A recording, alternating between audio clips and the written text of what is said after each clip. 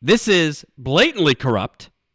But apparently, if you are a Joe Biden supporter, if you are a wine mom, if you are one of these suburban voters that Biden and the Democrats went crazy to court and ultimately won because of these suburban voters, in addition to Donald Trump doing such a terrible job during a pandemic, nothing to see here. And this was so illuminating. I'm just going to show you tweets because it's so illuminated. Here's the New York Times reporter who broke this story. Frankly, I thought the New York Times story was pretty mild considering this is blatant corruption.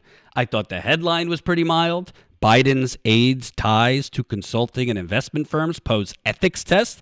They don't pose ethics tests. They're blatant conflicts of interest that in a normal, civilized country that has ethics in government, that has regulations, that actually has integrity in government, wouldn't even be considered. It's not a test. This is a blatant conflict of interest.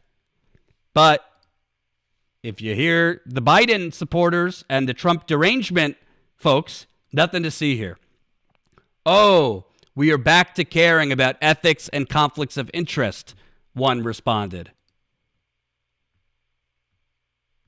Please don't.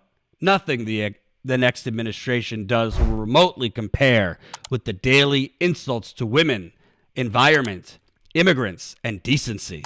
I have to heal my PTSD starting at 12:01 on 1/20/2021. Oh, I can't wait for you to heal your PTSD over Chardonnay on your porch somewhere in suburbia. Christopher, where have you been for the past 4 years? I guess you never heard the name Donald J. Trump and corruption. Oh, so Trump was corrupt, so let's not focus on Biden and the Democrats because we don't really care about corruption if it's the Democrats doing it because we're just tribal, mindless sheep that follow the Democratic Party, even though the Democratic Party is the masses. What is secretive about a firm that has a website, photos of members with bios? Yes, because the story is really about secrecy. Newsflash, after the media let Trump get away with gutting the government and replacing it with sycophants like what he's done in third world dictatorships in Russia with little to no long-lasting scrutiny, see Jared and Ivanka and their ties to Saudis. No one cares. This wouldn't be anything like getting trademarks fast-tracked in China, would it? Or loans to finance a New York real estate fiasco? Oh, wait, family must be different. Maybe 4 years ago, I'd have cared, but now it's just not. Now it's not just about driving Republicans from power, but keeping them from it as well. Couldn't care less about a Democrat doing usual DC stuff. This is it. This is it. I'll read some more, but this right here, and I'm sorry to, focus on this person. I'm sure he's a nice person. But this right here shows you the complete numbness, out of touchness, and frankly, it ain't so bad for me, so screw you, mindset that has been drilled into the Bryans of the world. And again, not trying to dox you or be particularly rude to him, but couldn't care less about Democrats doing usual DC stuff story. The problem is the corporate media and the propaganda that you see digitally, that you see through these super PACs, that you see through Rachel Maddow, that you see through New York Times columnists like Thomas Friedman and who's the other one I don't like? Thomas Friedman. Forget who the other one is. Did they frame it? Oh, Democrats doing usual DC stuff story. Yeah, Democrats doing usual DC stuff story is why this exists. That usual DC stuff is why we've had a grand larceny, a grand heist, the biggest bank robbery in the world's history for the last 40 to 50 years. That usual DC stuff, the total basically tossing away of any real regulation in money and politics, blatant, just tossing away any government ethics laws, having government ethics laws that literally can be breached with no violation, no jail time, literally having a revolving door between lobbyists, between corporations, between banks, between media, that many in the media then work in government and then go back to the media, is why we have what we have now. And that's only up to 2015. I haven't seen a graph updated to today. It's why, by the way, look at this. Nearly 19 million Americans could lose their homes when eviction limits expire at the end of this year.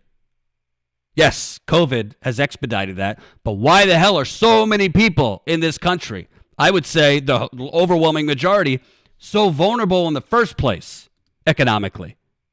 It's because we don't have a government for the people. We have the government run by the bourgeoisie. We have a United Corporations of America. And the maddening part of all of this, everything those people say about Donald Trump is true. Everything they say about Donald Trump is true. Frankly, I don't really know what they're talking about, because all I saw for the last 4 years was the New York Times and others. That's all they reported on Donald Trump. I saw plenty of reporting in the New York Times, the Washington Post, and elsewhere, Daily Beast, BuzzFeed, about Trump's shady deals, Trump's profiteering from his D.C. hotel, basically selling access to foreign dignitaries and foreign leaders, basically making them stay at his hotel in D.C. as kind of a price of doing business and getting his ear. Ivanka and her shady dealings. This is all I saw. And also all the Russia stuff. So I don't really know what these people were talking about. I didn't see much reporting on Trump's devastation environmentally. That should have been, to me, the leading story when it comes to Donald Trump, not Russia. Repealing clean air, repealing clean water regulations, continuing massive drilling and fracking, trying to drill onto Native American reservations, which has not gotten a lot of attention. So these people, besides the fact that they're wrong, there was plenty of attention, too much, if you ask me, on Donald Trump and his corruption. So what you're saying is what we just defeated is way worse. So let's not focus on what's, just your normal corruption. Normal corruption we could tolerate, because that normal corruption doesn't affect us. It doesn't affect me, wine mom of America. It doesn't affect me, your moderate Republican who might have switched to Biden, although Trump did get 93% of Republicans. So this whole let's sell the Democratic Party and sell the DNC so that John Kasich, Colin Powell, and other Republican corporatist warmongers could speak actually was a bad strategy, because it didn't work. The reason Biden won was not because of Republican voters switching. It was because of expanding suburban votes, particularly the suburbs of Detroit cleaned up for Biden, and the suburbs of Atlanta, which have a very strong black population, came out for Biden. That's why he won Georgia. That's why he won Michigan. It was Detroit and Atlanta and their surrounding suburbs. And frankly, to me, Arizona had way less to do about Joe Biden. I think the chickens came home to roost. I think Cindy McCain's endorsement made a lot of difference. John McCain was pretty beloved in Arizona, and Arizona finally had enough of Donald Trump and his attacks on John McCain. I think that's why, particularly Cindy McCain, who is beloved, and the McCain family is beloved in Arizona. Let's not get into that, because they shouldn't be. I think helped Biden win, not because, all these states just love them, some neoliberal corporatism warmongering. What this is showing is the majority of the resistance, and I said this before Trump lost, the majority of the resistance was never actually about corruption. It was never actually about injustice. It was never actually about income inequality. It was never actually about this gilded age of and the gross corruption, Trump putting the CEO of ExxonMobil as his Secretary of State, Trump bringing in every degenerate criminal banker from Steve Mnuchin, who illegally foreclosed on millions of Americans during the 2008-2009 financial crash, and Attorney General of California, Kamala Harris, looked the other way and didn't prosecute him. It was never about any of these things. It was about Trump derangement. It was about corruption being out front. It was about corruption not being like the good old days of Bill Clinton, of Reagan, of Bush, of Obama, behind closed doors. It was about the corruption being so in your face. And don't get me wrong, I think Trump is one of the most corrupt presidents we've had because he's one of the most corrupt people we've had in this country. I mean, if you watch, I think it's on Netflix, Trump, The American Dream.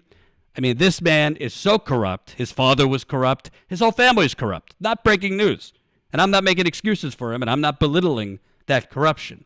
It's also clear to me Trump did make financial decisions, did make policy decisions as president to benefit his company in the long term and his brand in the long term.